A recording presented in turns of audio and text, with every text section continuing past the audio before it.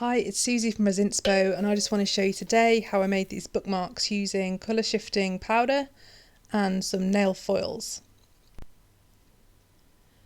This is just a super quick overview of what I did for the project, but there'll be more longer videos coming soon. Some parts have been sped up a little bit to stop the boredom. Thanks for watching.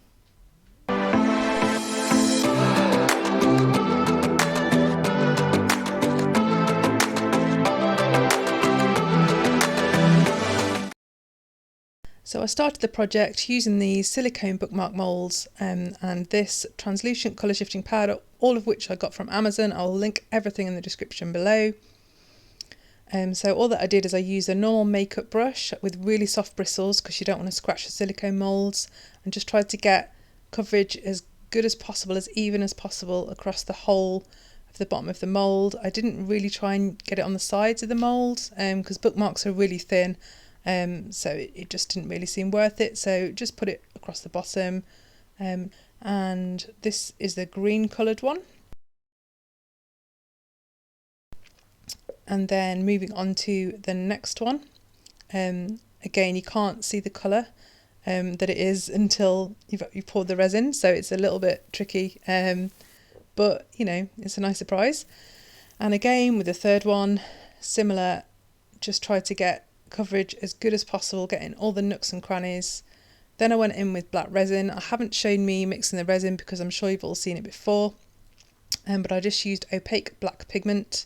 Then I used a cocktail stick to go around the edges just to make sure that there would be a hole, which is obviously important with a bookmark. And then I went over with my long neck lighter just to make sure the bubbles were gone. Yeah, a little bit too fast on the old demoulding, as you'll see. A little bit bendy, which obviously isn't ideal. The powder has slightly bled into the back, but I don't think that affects the way they look. So if you see it come out, I don't know if you can see how amazingly sparkly and shiny this is, but it's really, really sparkly and shiny. So yeah, I got pretty good coverage on that one actually, in terms of the powder. But like I said, there's no way you could have told that those colours were what they were while it was in the tub. Then I went on with gilding adhesive. I didn't have any nail glue, so I didn't want to mess around, but I know that gilding adhesive works. I used the brush that came with the pack, which is all linked in the description.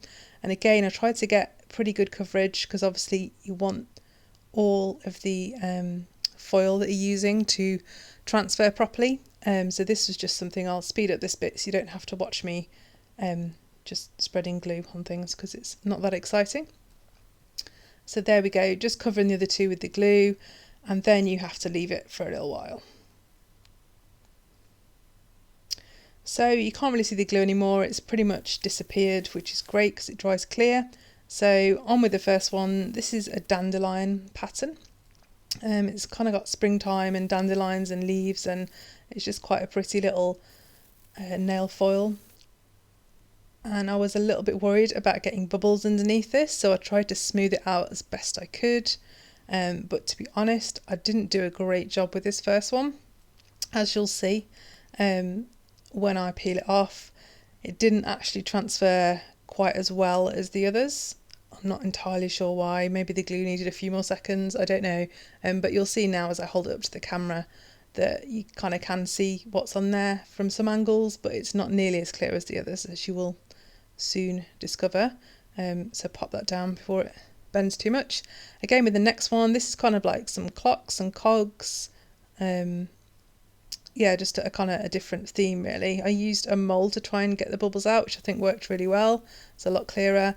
And with the final one, this was more of a space theme, so with rockets and planets and things. And again, I think that one came out really nicely. I think the coverage of the powder isn't quite as good on the second two, so that's something I'll look at doing differently next time. So here's the three together.